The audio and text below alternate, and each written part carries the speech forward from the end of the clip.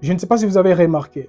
Plusieurs personnes prient, jeûnent, confessent les paroles, etc., mais sans révélation.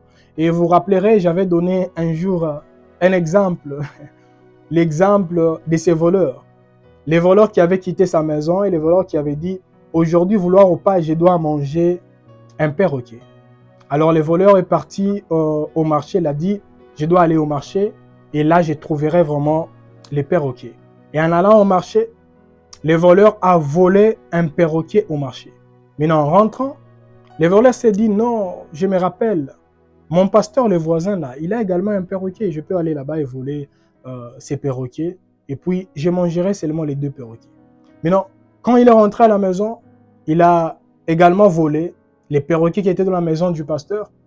Et le voleur a dit « Je dois commencer avec les perroquets que j'ai volés au marché. » En voulant toucher les perroquets qui étaient au marché, les perroquets ont commencé à l'insulter, Il a pris les perroquets malgré les insultes, il a égorgé et puis il a mangé. Maintenant, en mangeant, il s'est dit, je ne savais pas que les perroquets étaient tellement bons comme ça. Je dois essayer. Je dois manger également l'autre perroquet, les perroquets du pasteur. Maintenant, quand il s'approchait vers les perroquets du pasteur, les perroquets du pasteur ont commencé à confesser. La Bible nous dit, 1000 tombent à ton côté, 10 000 à ta droite, tu ne seras pas atteint. Et moi, je confesse qu'il ne m'atteindra jamais. Et la Bible me dit qu'ils l'ont vaincu à cause du sang de l'agneau. Et moi, j'ai pris et je confesse que le sang me couvre. Le sang me couvre. Tu ne me feras rien. Le voleur a rigolé. Il a tellement rigolé. Il a dit, malgré toutes ces confessions-là, je te prendrai, je te mangerai. Il a pris les perroquets, il a égorgé, il a mangé et rien ne s'est passé. Bien-aimés dans le Seigneur, j'aimerais seulement parler, dans cette illustration, vous comprenez, que je voulais seulement parler des soi-disant chrétiens. Premièrement, nous avons ceux qui sont totalement dans le monde, et deuxièmement, ceux qui vivent dans des églises, etc., mais qui n'ont jamais eu la grâce d'avoir la nature de Christ. Maintenant, si vous n'avez pas la nature de Christ, tout ce que vous commencerez à parler, ça n'aura pas d'autorité, car le diable se dira, ce monsieur, il ne sait même pas ce qu'il est en train de dire. Aujourd'hui, je parlerai de la catégorie de personnes devant lesquelles le diable ne résistera jamais. Il ne résistera jamais. Ce sont les personnes qui sont vraiment autorisées de prier, ils sont autorisés de jeûner, ils sont autorisés, pourquoi pas, de manifester les dons et les fruits de l'esprit. Alors, nous parlerons de qui? Nous parlerons des témoins. Qui sont les témoins? Bien-aimés dans le Seigneur, la dimension spirituelle que nous tous, nous devons vraiment envier, c'est la dimension des témoins. Ce n'est pas être d'abord pasteur, être d'abord apôtre, etc. Parce que tu peux être apôtre sans être un témoin. Alors, qui est un témoin? Un témoin, c'est quelqu'un qui a participé et qui a vu quelque chose ou qui a entendu quelque chose et la personne veut maintenant témoigner ou partager ce qu'elle a vu ou ce qu'elle a entendu ou ce qu'elle a lu. Alors, aujourd'hui, nous allons comprendre d'abord dans la parole de Dieu, il y a plusieurs personnes vraiment que moi je considère comme les témoins. La Bible les considère comme les témoins. Alors, nous allons regarder et comprendre comment sont-ils devenus témoins. Alors, avant de parler de plusieurs sortes de témoins, j'aimerais d'abord parler de vous et moi. Comment pouvons-nous devenir des témoins? Et si nous sommes déjà des témoins, comment pouvons-nous détecter les témoins dans nos maisons, dans notre entourage et pourquoi pas dans la vie quotidienne, quoi. Premièrement, c'est en regardant les vies des hommes et des femmes qui nous ont précédés. Alors, j'aimerais parler premièrement de Daniel.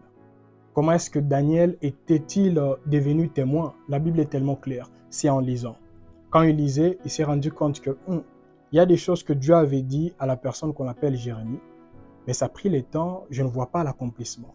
Alors, il a pris l'initiative de commencer à prier et à jeûner. Et la Bible nous dit Dieu avait envoyé son ange afin de donner des révélations, des précisions concernant cela. Et là, actuellement, j'aimerais parler aux hommes et aux femmes qui me suivent.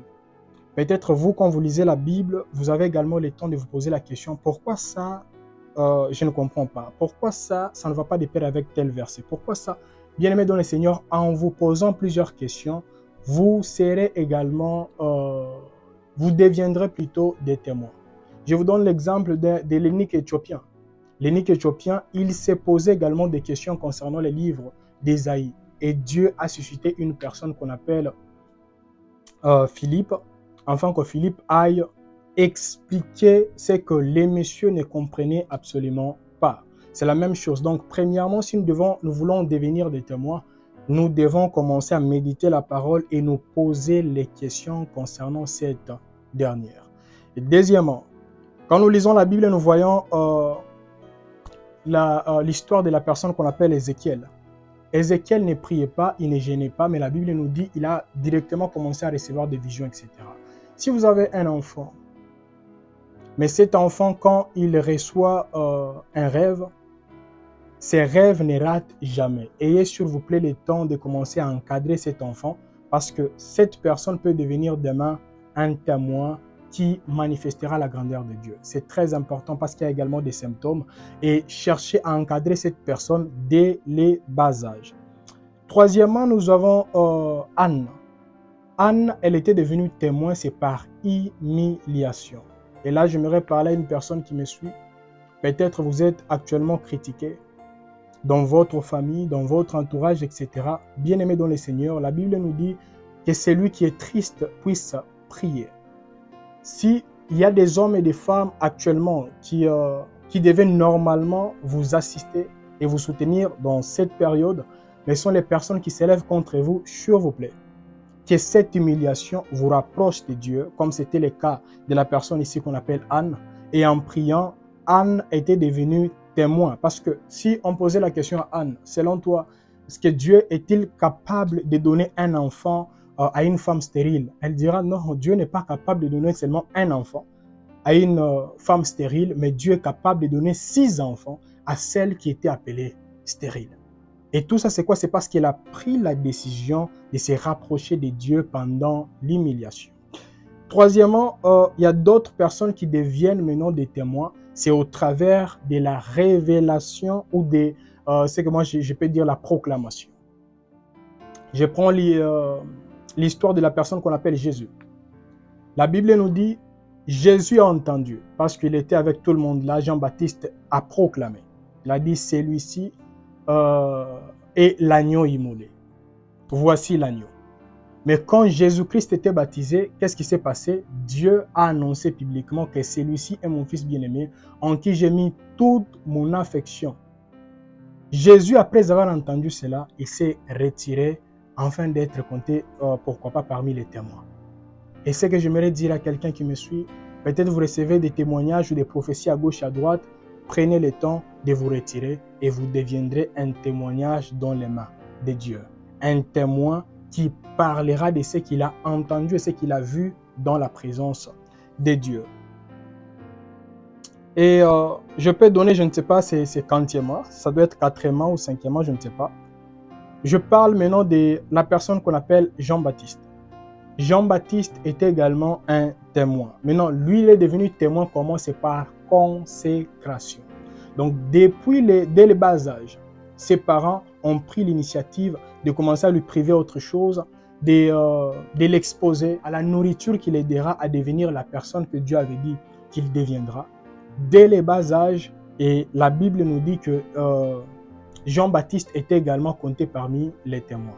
Et si vous voulez également que vos enfants deviennent demain des témoins, prenez le temps de commencer à les encadrer dès les bas âges. Et en dernier lieu, j'aimerais seulement conclure avec l'histoire de la personne qu'on appelle ici Esther. Esther est devenue témoin comment? C'est par persécution, la persécution. Parce que à gauche, on peut voir l'humiliation, mais à droite également, on peut vivre la persécution. Quand elle était persécutée, elle et toute sa nation, la Bible nous dit, elle et tout le peuple d'Israël, ils ont jeûné. Et après avoir jeûné, ils ont vu la main de Dieu qui s'est manifestée dans leur vie. Et là, j'aimerais souligner quelque chose concernant la vie de la personne qu'on appelle Esther. Je ne sais pas si vous le saviez. En lisant toute la Bible, vous verrez qu'il y a 2 livres dans la Bible qui n'ont pas, dans lesquels on ne retrouve pas les noms de Dieu. Et parmi ces livres, nous avons également les livres d'Esther. Il y a les livres d'Esther, il y a également les livres des Cantiques des Cantiques. Maintenant, en lisant les livres d'Esther, on ne voit nulle part les noms des dieux mentionnés, mais nous voyons les jeûnes, nous voyons la prière et nous voyons la puissance de Dieu se manifester. Et c'est ce que j'aimerais dire à quelqu'un qui me suit. Peut-être toi tu pries, toi tu jeûnes et toi tu n'as pas encore manifesté, Dieu n'a pas encore plutôt manifesté sa puissance et son autorité au travers de toi. Il y a également d'autres personnes qui commencent à te critiquer, mais depuis que tu pries, où est ton Dieu?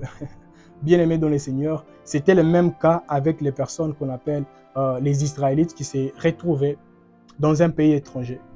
Mais quand ils ont prié, quand ils ont jeûné, les mêmes personnes qui disaient que nous pouvons les anéantir, ce sont les mêmes personnes qui ont dit on ne peut pas résister en face de ces peuples. Alors c'était seulement l'introduction et là j'aimerais maintenant développer et nous allons comprendre qu'est-ce que nous devons faire afin de mettre fin à tout ce que l'ennemi est en train de faire dans nos vies et dans notre entourage.